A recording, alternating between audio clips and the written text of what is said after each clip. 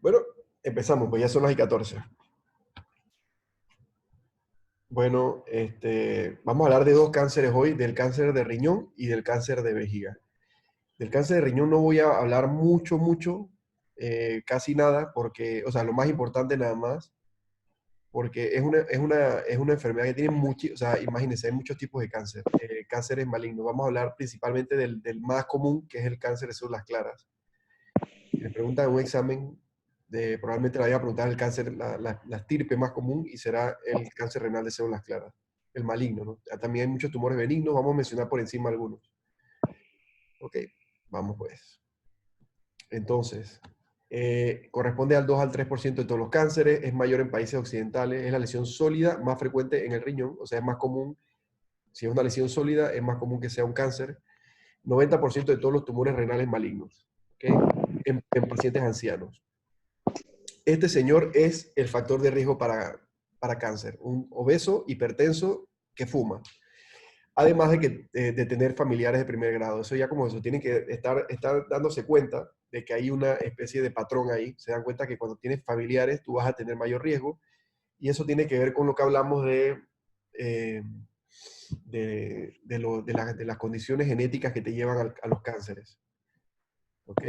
Entonces, hay muchos factores de riesgo, algunos se asocian a algunos cánceres específicos. Por ejemplo, el síndrome de von Hippel-Lindau está bien asociado al cáncer de células claras, al cáncer renal de células claras. También se asocia a esclerosis tuberosa. Esa es no sé si se acuerdan que es un síndrome que las cicatrices en hojas de fresno, etcétera. El cáncer renal papilar, que es otro tipo, se asocia al síndrome de cáncer renal papilar hereditario tipo 1 y al cáncer renal hereditario tipo 2 y a la leiomiomatosis. Y el cáncer renal cromófobo al síndrome de Birt-Hogg-Dubé. Eso no lo vamos a ver muy profundo, pero para que tengan una idea, ese síndrome de Birt-Hogg-Dubé también se relaciona con los oncocitomas, que si ustedes se han puesto a ver en, en la parte de las terminaciones de las palabras en medicina, la mayoría de las palabras que terminan en oma son tumores malignos, como sarcoma, no sé, cualquier cosa que termine en oma. Pero bueno, oncocitoma es una excepción porque el oncocitoma es un tumor benigno. Hay algunos que son excepciones, ese es uno de ellos. Entonces, el más común, como le dije, es el de células claras, que son estas que se ven aquí a la derecha, se ven así claras. Corresponden al 70% y son las de peor pronóstico. Después de las células claras, el que sigue es el de células renal, el carcinoma renal papilar, que corresponde al 10 al 15%, y después el cromófobo, el 5%. Luego hay una que se llama cáncer renal quístico multilocular, que es en realidad una variante del carcinoma renal de células claras y corresponde a otro 4%. Y está el medular, que es muy raro y casi que nada más le da a los pacientes que tienen anemia falciforme. ¿Okay? Esos son los tipos de cánceres renales malignos. Entonces, en cuanto a la presentación clínica de estos pacientes, normalmente no hay una presentación clínica específica. En la tríada clásica que van a escuchar de masa palpable, dolor en el flanco y hematuria macroscópica se da en el 15% de los pacientes, 10 a 15%, y en general, si se aparece esa tríada, ya los pacientes están en un estadio avanzado. Por eso se le conoce como el too late triad. Entonces, los cánceres de riñón se le conoce como el tumor de los internistas, así como el de la vejiga se le conoce como el tumor de los internos, porque ven un tumor y es la vejiga llena. Bueno, este se le conoce como el de los internistas porque o sea, hay bastantes pacientes que van a presentar síndromes paraneoplásicos.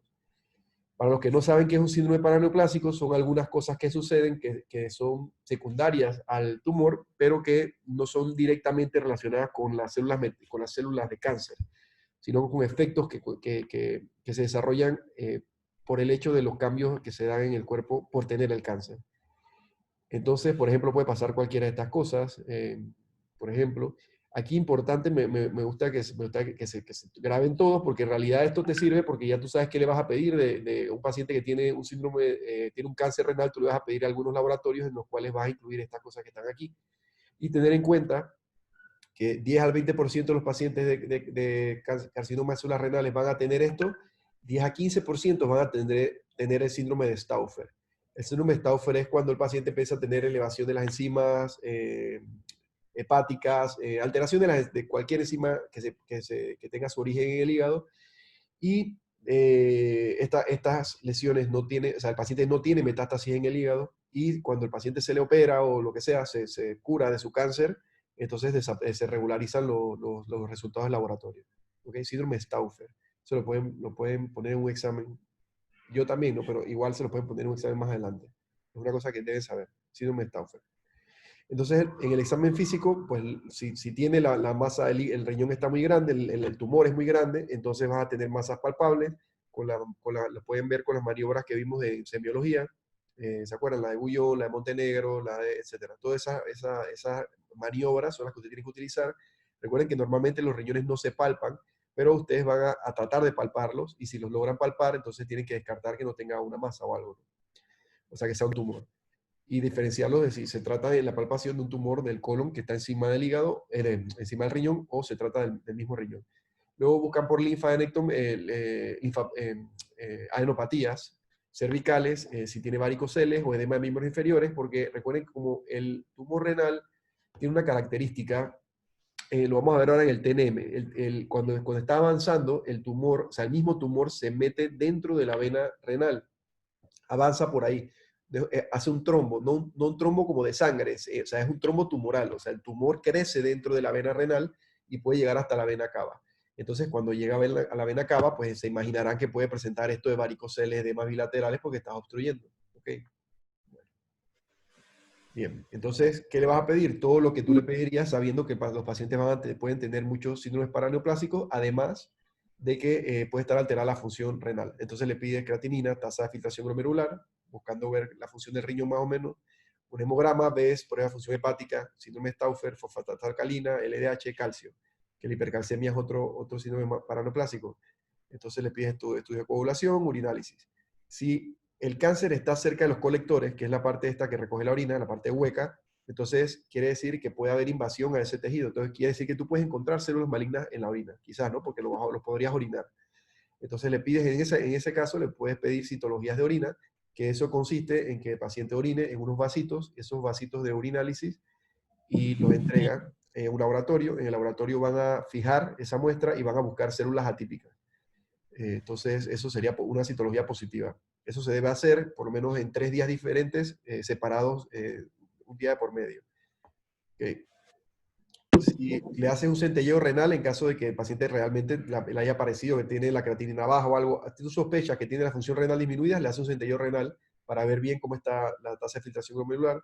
Acuérdense que, el centelleo renal hay varios tipos. Uno es el centelleo renal con DTPA, D de dado, T de Tito, P de payaso y A de anuncio.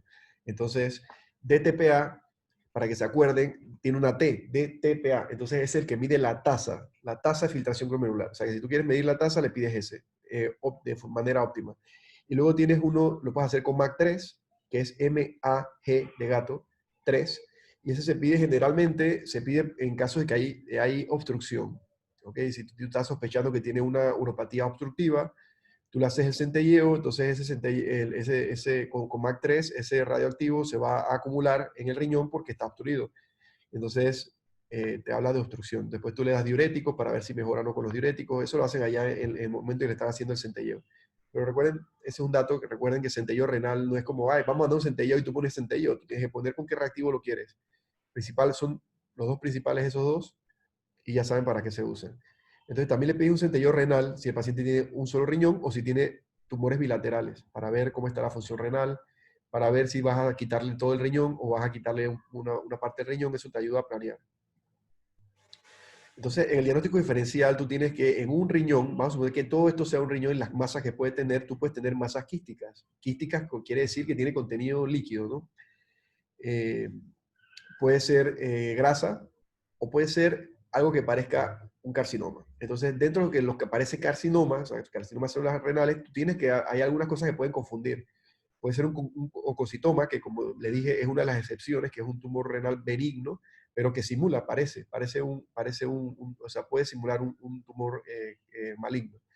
Entonces, hay algunos angiomiolipomas que tienen poca grasa, que son atípicos, que no, angiomiolipoma, lipoma suena a grasa, ¿no? Son tumores muy ricos en grasa, vasos, etcétera, ese lo vamos a mencionar ahora porque es lo más importante.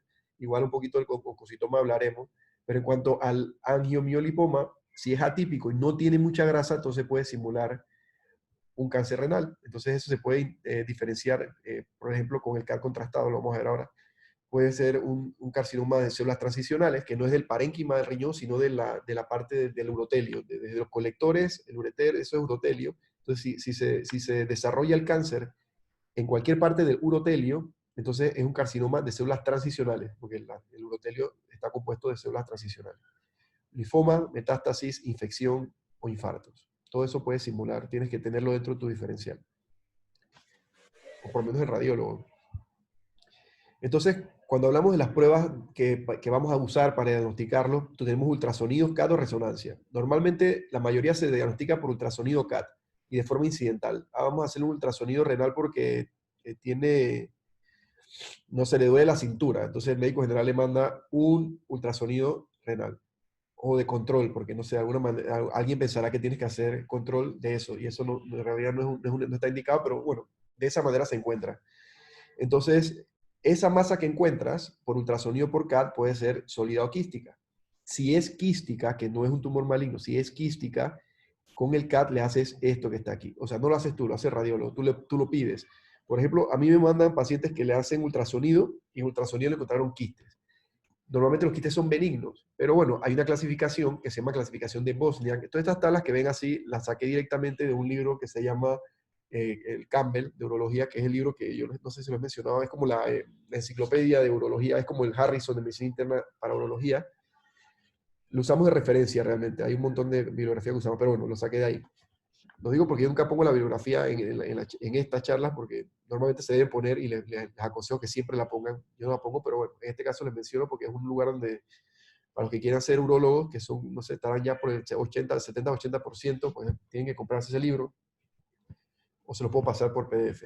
La cuestión es que, ¿en qué consiste? Ellos agarran y ven características del quiste. Entonces van viendo, por ejemplo, si es pura agua, si es un quiste, una pared delgada que está lleno de agua, es un quiste simple, un tipo 1. Luego se va complicando, por ejemplo, si encuentran septos, si encuentran que cuando le pones el contraste, agarra contraste, o sea, capta contraste. Eso, si encuentras algunas características, nódulos, etcétera, van haciendo que este quiste vaya bajando en su categoría. Entonces, si a mí me mandan un ultrasonido con un paciente que tiene un quiste y yo tengo alguna duda, yo le mando a hacer un CAC con contraste, porque esta clasificación se hizo se llevó a cabo, se validó con un CAR contrastado. Entonces, la gente te lo puede hacer con ultrasonido, pero no es lo adecuado. Entonces, si el radiólogo me manda de vuelta diciéndome que yo le pido, hazme la clasificación de Bosniak para este quiste y le mando a hacer el CAT. Entonces, si me dice que es un 1 o 2, esos pacientes yo le puedo decir con tranquilidad que en realidad usted, ese quiste no hay ni siquiera que haga seguimiento. O sea, ni siquiera quiero verlo en 6 meses, o sea, no lo quiero ver. Por esto no lo necesito ver más. Pero luego, si es un 2F, amerita porque tiene un riesgo, aunque sea mínimo, que va desde el 3 hasta el 10% de que sea maligno ese quiste, entonces tienes que vigilarlo, tienes que verlo cada 6 meses o cada año por lo menos para ver si progresa, si cambia algo, si aumenta en el grado del Bosniak a un 3 o un 4.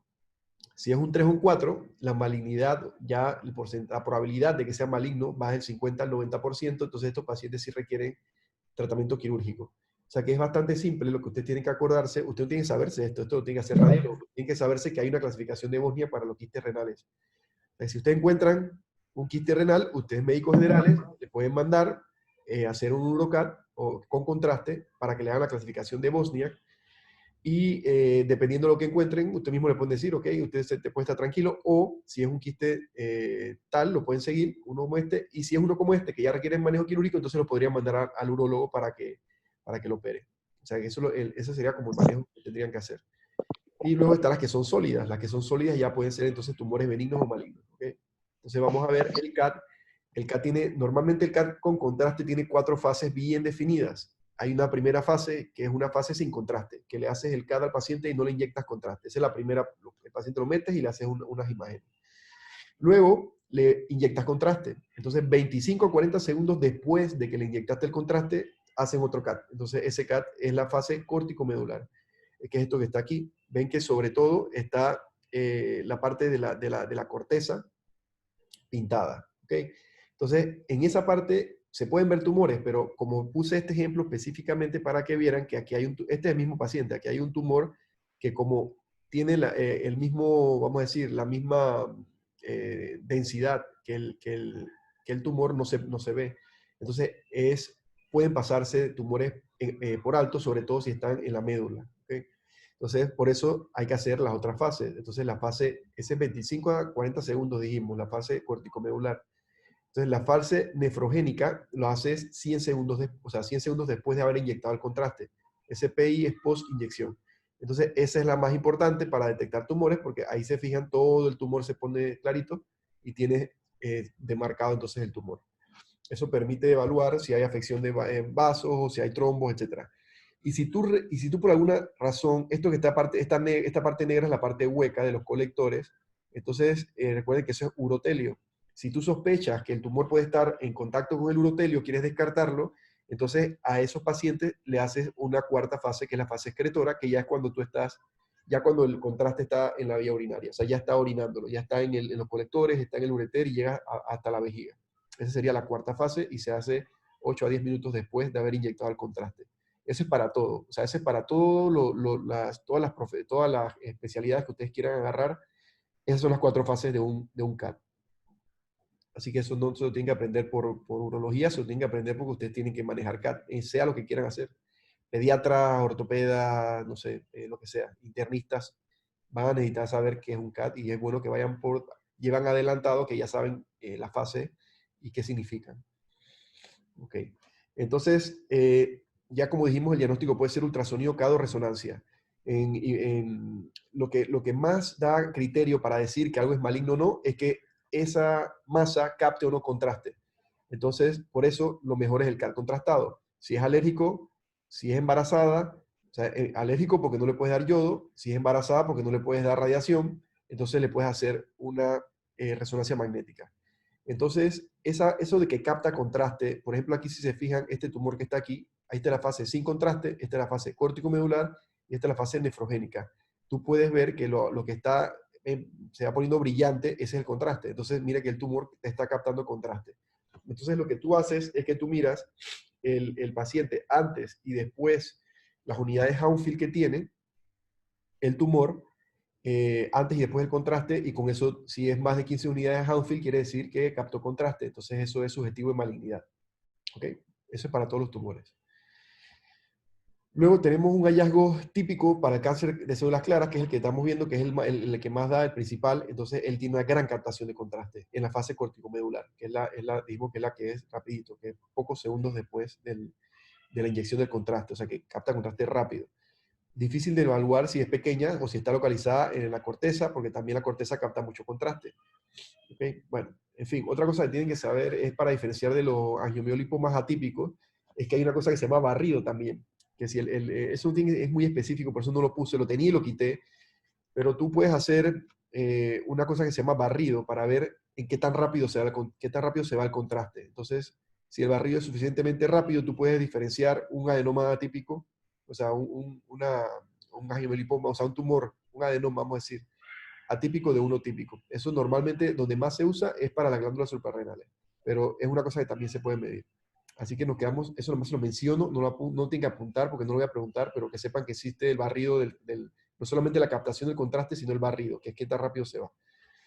Entonces, el diagnóstico, ¿cómo hacemos el diferencial? Tienes el CAT. El CAT te habla de la función y la morfología del riñón contralateral, de la extensión del tumor primario, si es afección venosa o linfático, y cómo está el adrenal, si es un tumor de polo superior, cómo está el hígado, si está adyacente al hígado, sobre todo, obvio, si es el riñón derecho. Entonces, más o menos aquí, para que tengas una idea, qué es lo que tú quieres hacer, el CAT contrastado. Pero si tú le haces el ultrasonido y el ultrasonido se ve como un quiste simple, pues lo puedes dar así. ¿Ok? A menos que tenga síntomas, entonces le mandas su estudio formal. ¿Cuál es su estudio formal? El CAT contrastado. Entonces, si no se ve como un quiste simple, le haces el estudio formal, que es el CAT con contraste. Entonces, le haces aquí un quiste complejo o una masa sólida, diagnóstico definitivo, que normalmente es CAT con contraste. Pero si el paciente tiene alergia, entonces resonancia magnética con gadolinio en su defecto. ¿Ok? Bueno, es lo mismo que habíamos dicho. Una vez ya le haces el CAT Ya le hiciste el CAT, no captó contraste, es un quiste. Ya le hiciste el CAT, tiene mucha grasa, angiomiolipoma.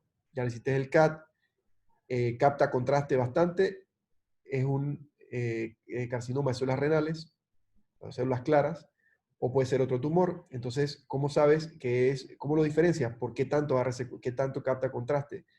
Si está entre 10 y 20 puede ser equívoco, pero si agarra más o menos o bastantes, entonces es un carcinoma de células renales. ¿Okay?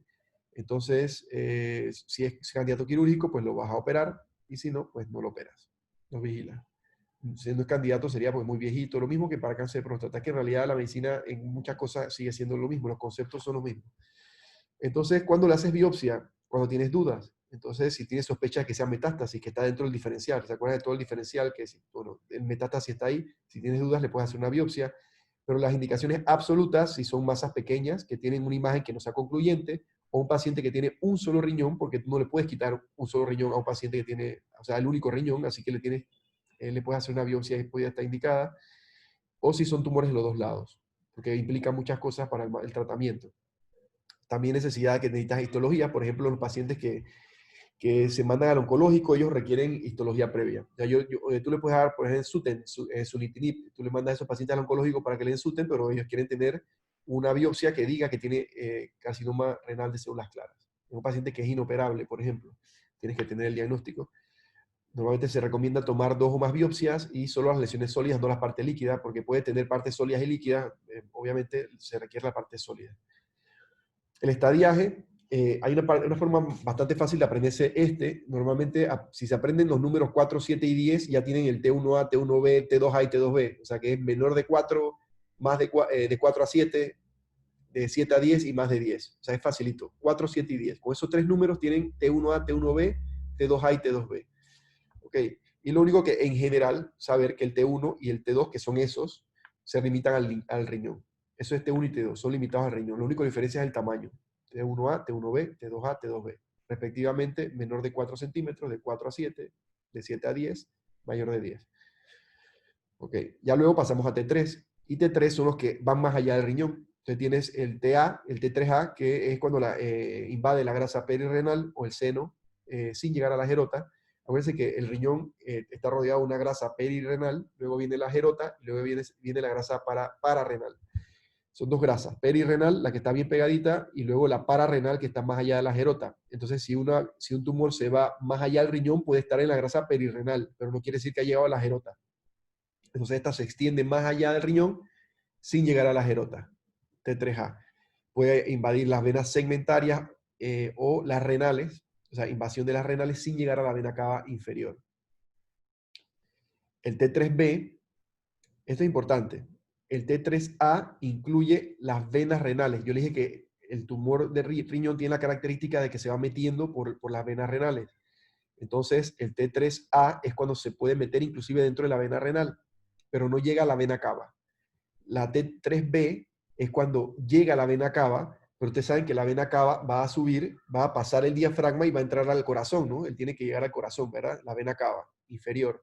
Entonces, este tumor cuando llega a la vena cava, pero no llega al diafragma, todavía es un T3B, y si ya se pasa el diafragma, es un T3C. Y otra cosa importante es que si se invade la pared de la vena cava, no importa si está infradiafragmática o supradiafragmática, o sea, no importa si el trombo está, aquí está el diagrama ven esto que está dentro aquí llegó por la vena renal, llegó a la vena cava y va subiendo y no ha llegado todavía a pasar el diafragma, sería un T3B, ¿no? ¿Verdad? Y el T3C es si pasa el diafragma. Pero si este tumor que está aquí, que es T3B, porque está bajo el diafragma, invade la pared, o sea, invade la pared de la vena cava, eso es un T3C, aunque esté debajo del diafragma. Ok, muy bien. El T4 es cuando se pasa la gerota. Y ya, terminamos el TNM. O sea, el T es súper fácil. O sea, es de los más fáciles, de hecho. Entonces, es cuando va más allá de la gerota, que incluye cuando llega a la adrenal del mismo lado. Aunque la adrenal está aquí mismo arriba, bueno, si lo invade, ese es un T4. Entonces, N1 si hay afección linfática, M1 si hay metástasis. Sencillo. No hay una subclasificación para el N ni para el M. Simplemente o tiene o no tiene. Bueno, entonces, ¿para qué sirve el TNM? Igualito, para darnos un pronóstico, etcétera. Aquí vemos, por ejemplo, aquí no quiero, nada más quiero que vean, aquí, por ejemplo, aquí son T1, T1, T1, T1, T1, B2, T2, T2, T2, T3, T3, T3. Y esto es la supervivencia de ese paciente a 5 años. Si se fijan, de 70, 90, 90, 100, 80, 90, y mira cómo va bajando 50, 70. O sea, cuando a medida que aumenta el T, va disminuyendo la probabilidad que tiene de sobrevivir 5 años. Cuando ya es un paciente que tiene un T4, ya ese paciente, la sobrevida, no importa, la sobrevida va a ser de 0 a 30% a 5 años. O sea que está mal, pues, está en un riesgo, un pronóstico malo. Entonces, por eso cuando decimos que es el too late triad, que el paciente llega con ya enfermedad avanzada, estamos hablando de estos pacientes de aquí. Y cuando hablamos de que no importa el T, sin importar el T, tiene N, tiene un N, tiene ganglios, ese paciente tiene la misma probabilidad de morir. Y si tiene, no importa el T, no importa el N, y tiene M, tiene metástasis, tiene muy mal pronóstico. O sea que el TNM es valioso para pronóstico. Entonces, hablando de los tumores benignos, los más importantes son el oncocitoma y angiomiolipoma. Tenemos que son el 3 al 7% de los tumores del riñón. Solo mediante imagen no es fiable su diferenciación con el carcinoma renal. Recuerden que dentro del diferencial del tumor de carcinoma renal está el oncocitoma y el angiomiolipoma, sobre todo el oncocitoma. Entonces, el angiomiolipoma sí es atípico, sí tiene poca grasa. Entonces, el diagnóstico puede simular un cáncer y puede requerir un diagnóstico histopatológico. El oncocitoma se asocia, como habíamos dicho, al síndrome de Birt-Hogg-Dubé. ¿Okay? Birt-Hogg-Dubé. Bien, ese es el oncocitoma, que eso lo mencioné cuando estaban los síndromes esos. Lo mencioné que el oncocitoma también lo hacía, también se asociaba.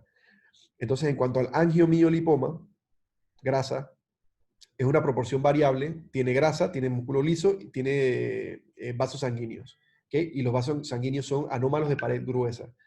Entonces es mucho más común en las mujeres que en los hombres en una proporción de 4 a 1 y puede asociarse a esclerosis tuberosa. El diagnóstico se hace por cardiorresonancia y en este caso raramente la biopsia es necesaria porque normalmente son típicos y están llenos de grasa y okay, es un angiomiolipoma y punto. El problema es cuando tienen poca grasa, que aquí se ven los vasos aberrantes que están con la vasculatura bien gruesa en esta imagen de aquí, esta angiografía. Entonces aquí vemos un angiomiolipoma grandotote con una hemorragia. O sea, esto lo que es un hematoma lleno de sangre. Entonces es una de las posibles complicaciones de tener un angiomiolipoma.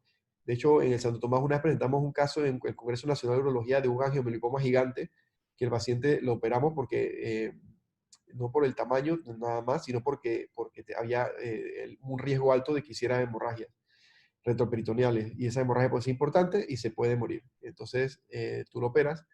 También puede haber hemorragias hacia adentro, o sea, si el paciente, el tumor alcanza los sistemas colectores, puede tener una hematuria importante. Entonces, es peligrosa.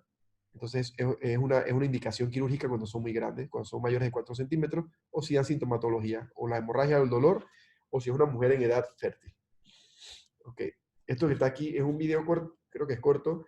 Esa es una vista laparoscópica. Si están viendo, eso que está usando se llama ultrasónico. O sea, es un instrumento para este de aquí.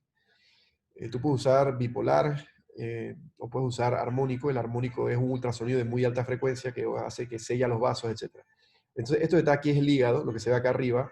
Esto que está acá abajo, él está echando hacia abajo el intestino, todo esto lo está alejando, el colon lo está alejando. Ya estaba arriba del riñón y lo quitó. Y ahora lo que está haciendo es moviéndolo mientras empuja el riñón para allá. Entonces, aquí ¿qué debe quedar? El duodeno, recuerden que el duodeno está ahí, y la cava. O sea, debajo del duodeno la cava. Entonces, él puede agarrar y se mete por aquí, que es lo que yo haría, me meto por aquí y voy separando el duodeno de ahí. El duodeno hay que tener mucho cuidado, mira que está lejos, o sea, no se pone pegadito al duodeno lo más lejos posible, porque si tú lesionas el duodeno es una catástrofe abdominal, no es que se va a morir, pero es algo que tú no quieres que pase.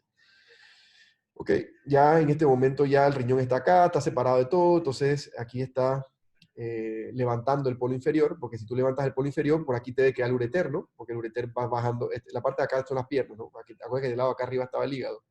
Entonces aquí va a abrir la gerota y va a empezar a buscar el, el ureter de ese lado, que es el lado derecho. Ahí está el ureter. y el ureter, como ustedes saben, que discurre debajo del, encima, perdón, del psoas. Entonces tú nomás, si tú levantas ese ureter, como va a ser ahorita, lo levantas y te vas metiendo abajo, moviendo la grasa, vas a dar con el psoas, ¿no? Porque por ahí tú sabes que el ureter va encima del psoas. Te buscas el psoas, ahí está el psoas y un tendón ahí del psoas, y ya sabes que estás en el músculo, y ahí puedes ir subiendo para llegar a los vasos que están irrigando a ese riñón. Okay, no sé qué más. Ah, bueno, esto lo hizo él después. Normalmente, bueno, yo lo hago al comienzo, que es esto se mete cerca de del apéndice sifoides, que es un puerto cuando operas del lado derecho. Cuando operas del lado izquierdo no tienes que hacerlo, pero como el hígado está al lado derecho y molesta y quieres operar el riñón, metes ese puerto para meter una pinza para levantar y lo pinzas entonces aquí al diafragma, lo agarras y eso te mantiene levantado el hígado. Ya entonces te vas a buscar la vena renal, esto que está aquí es la cava, donde está todo lleno de sangre, o sea, algún vasito habrá roto, y luego esto que está aquí es la vena cava. Yo agarro la vena cava con Hemolox, él agarra con eso que está ahí, que este es muy costoso y o sea, el Hemolox es más, no sé, a mí me gusta más Hemolox, pero bueno, eso es una cosa que clipsa y corta por ahí mismo, engrapa la vena renal y entonces ya ahí todo lo haces en bloque, arteria y vena una vez y ya tienes la nefrectomía. Ya sacas el riñón y te acabaste, sacaste el riñón que tiene el tumor. Esa es la cirugía para sacar un riñón, si lo quieres sacar todo, por vía laparoscópica, del lado derecho. Esto es una nefrectomía parcial, que es los casos que dijimos que es como una cirugía conservadora de nefronas. O sea, que tú lo que vas a hacer es conservar nefronas. Lo haces si es posible, si el tumor es pequeño, sobre todo si es un tumor menor de 4, menor de 7, o sea, un T1A, un T1A, un T1B, que ya se sabe, ¿no? Menor de 4, de 4 a 7, de 7 a 10, mayor de 10, eso. Entonces, si son de los dos primeros, podrías ser interesante intentarlo para salvarle un par de nefronas al paciente, o si el paciente tiene un solo riñón, o si tiene el tumor en los dos riñones, cosas de esas. O si tiene un riñón dañado, o sea, etc. Entonces, esta maniobra que está haciendo él no es como yo la hago, pero igual es un ejemplo. Lo importante es que sepa que tú tienes que buscar la vena y la arteria renal, sobre todo la arteria. ¿Por qué la arteria? Porque en este caso no vas a sacar el riñón, así que tú no tienes que cortar la arteria ni la vena. Pero tú cuando vas a operar, cuando vas a quitarle el tumorcito, cuando lo vas a resecar, cuando lo vas a quitar del riñón, va a haber mucho sangrado si tú no le pisas la arteria. Entonces lo que tú buscas es identificar la arteria y cuando ya tiene, ahí está liberando el riñón, lo libera primero arriba, de abajo, bueno, lo que está haciendo es liberando el riñón, pero lo que él ya hizo fue identificar la arteria. O sea, cuando ya él tenga el riñón, ya lo haya despegado del todo, le está quitando todo, lo está pelando, le está quitando toda la grasa perirenal que está adherida para poder movilizarlo y encontrar y ponerse de frente el tumor. Ahí también el ureter lo identificó, pero tampoco lo va a cortar, él no va a hacer nada con eso. Lo que va a hacer es buscar el tumor y una vez empezar a cortar, mete un bulldog laparoscópico, que es una pincita que tú la metes abierta donde está la arteria y la cierras. Una vez la cierras, sacas el tumor para que no haya tanto sangrado, tratas de hacerlo rápido, menos de 30 minutos, 20 a 30 minutos, y quitas el bulldog para tener el riñón en la menor cantidad de tiempo de isquemia posible. Este es el tumor, generalmente se le deja este mameloncito de grasa pegada para poder moverlo sin tener que estar tocando mucho ese tumor. Ahí va abajo y va a clampear la arteria. ¡Pam! La clampeó, entonces va rapidito acá arriba, ya tiene el tumor bien identificado, lo corta, o sea, lo corta, eso se puede hacer guiado por ultrasonido ahí transoperatorio o no, dependiendo de qué tantas dudas tenga. Este es cortical, obviamente hay factores favorables para hacer este tipo de cirugía, que sea cortical, que sea anterior, que sea pequeño, que no llegue al colector, etc. Entonces tú vas cerrando, cierras, los hemologs estos son los hemologs, lo que yo uso para las venas, y eso te hace fácil porque tú nomás lo clampeas y empujas el hemolog para que apriete. O sea, lo agarras y empujas hacia abajo y eso aprieta el hilo. Entonces, una vez ya terminas ya piensas que ya cerraste, que no debe sangrar, agarras y sueltas el bulldog laparoscópico que habías puesto al comienzo y listo. Hay personas que después agarran y vuelven a fijar el riñón y vuelven a cerrar. Eso varía, pero en principio esto es lo que se hace cuando es una nefrectomía parcial. ¿Ok? Entonces, ¿a quién le puedes ofrecer algo que no sea cirugía? Vigilancia activa. Recuérdense del cáncer de próstata. ¿A quién tú le ofreces vigilancia activa? Pacientes que sean lo mismo, viejitos, que tengan muchas comorbilidades, que la menor tasa de mortalidad, cáncer, etcétera. Lo que tú vas a hacer es que lo vamos a monitorizar. Y si tú ves que hay un cambio, entonces haces algo. Acuérdense que es vigilancia activa, no es paliativo. O sea, no es que, bueno, si ya tiene, no. Si tú agarras y con imágenes seriadas y el paciente hay una modificación en el tamaño del tumor, se está poniendo con unas características que son de peor pronóstico, entonces lo operas, lo consideras operar. ¿Ok? Bueno, el tratamiento ablativo también es una opción en pacientes, eso puede ser abierto, puede ser laparoscópico, es una opción para ese tumor como el que acabamos de ver en antes. Tú puedes hacer exactamente lo mismo. Buscas donde está el riñón, donde está el tumor, perdón, y lo aíslas. Aquí está el tumor, creo que era este, no estoy seguro, no, este video no lo puse hace mucho tiempo, pero una vez lo identificas, metes un aparatito, puede ser por crioablación o por radiofrecuencia, este es por radiofrecuencia, se entierra eso en el tumorcito y le das, y lo quemas, pues, le das una tostadita, y eso es una alternativa para no tener que sacarlo.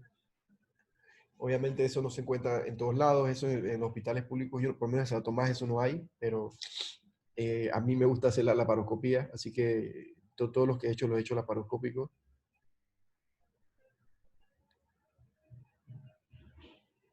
Yo hice la primera nefrectomía parcial en Santo Tomás, así que me aplaudo solo.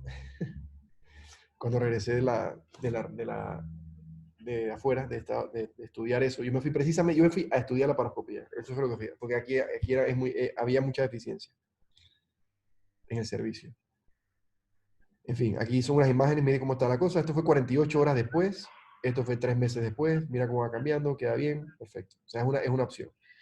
Entonces, tratamiento adyuvante. Tú le puedes dar tratamiento porque duplica la supervivencia libre de progresión. O sea, la supervivencia libre de progresión. O sea, evita que el paciente progrese.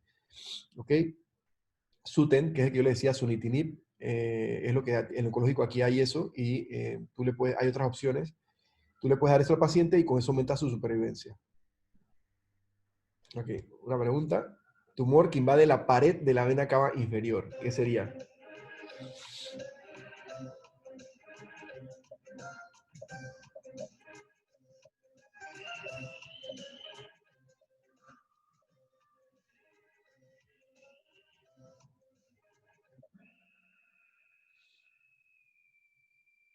Bien.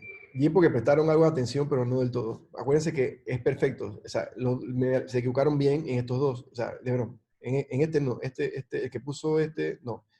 Recuerden que cuando, cuando este 4 es cuando se pasa la fascia de Gerota, invade la adrenal. La parte del T3, tiene que saber que es cuando está en los vasos, es perfecto. Es cuando está la vena renal, es un T3A. Cuando llega la vena acá debajo del diafragma, un T3B. Cuando se pasa eso, es un T3C. Perfecto. Eso fue lo que me imagino que pusieron aquí. Pero recuerden que yo les dije que si, aunque estuviera debajo del diafragma, se invadía la pared de la vena cava, la pared, o sea, que infiltra la pared, entonces, aunque esté debajo del diafragma, es un T3C. ¿Ok?